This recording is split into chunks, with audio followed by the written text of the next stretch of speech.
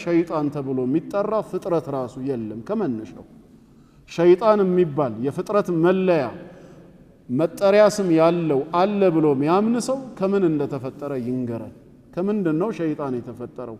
ከእሳት ነበልባል ላለው ካለ የሚጠቅሳቸው ማስረጃዎች ሁሉ ስለ ጂኖች የሚያወራ እንጂ ስለ ሸይጣን የሚያወራ አይደለም ስለዚህ ሸይጣን ምንድነው ከተባለ ሸይጣን ወስፍ ነው ባህሪ ነው ኩሉ ዓቲን ሙተመርዲን من إنس أو جن أو حيوان كسوّتشم كجنوتشم እንደዚሁም ደግሞ ሰውን ከሚተናኮሉ አውሬዎች ወሰን ያለፈና ክፉ ባህሪን የተላበሰ አካል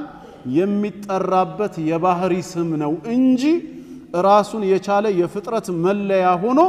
አንድ ፍጥረት የሚታወቅበት ስም አይደለም መላእክት ሲባል ከኑር የተፈጠሩ ፍጥረታትን ነው የምናስበው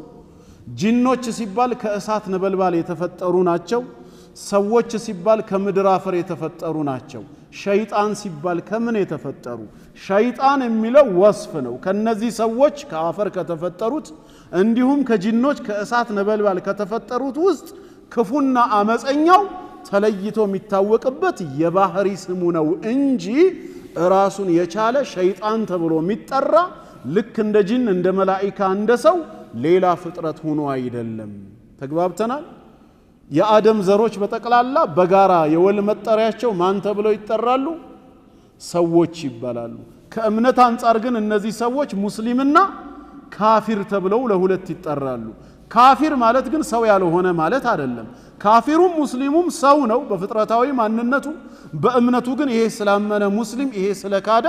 ካፊር ይባላል ጂኖችም ዘንድ ፍጥረታዊ ማንነታቸው የወል መጠራቸው ጂን የሚለው ስያሜ ነው ከእምነት አንፃር ግን ሙስሊሙል ጂን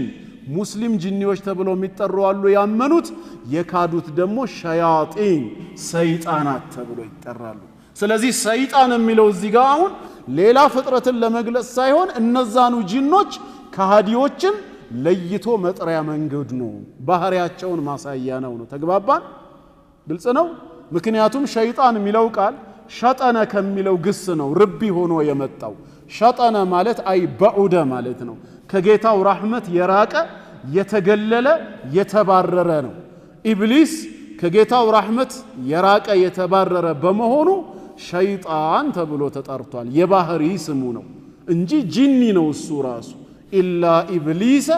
ካነ ሚነል ጂን በማለት ጎሳው ዝርያው ከጂኖች መሆኑ ተነግሮናል አቡል ጂንም ነው ዋናው አደማቸው እሱ ነው ተግባብተናል ልክ የኛ የሰው ዘር አባታችን አደም እንደሆነ ሁላ የጂኖች አባት ዋናው መሰረት ማን ነው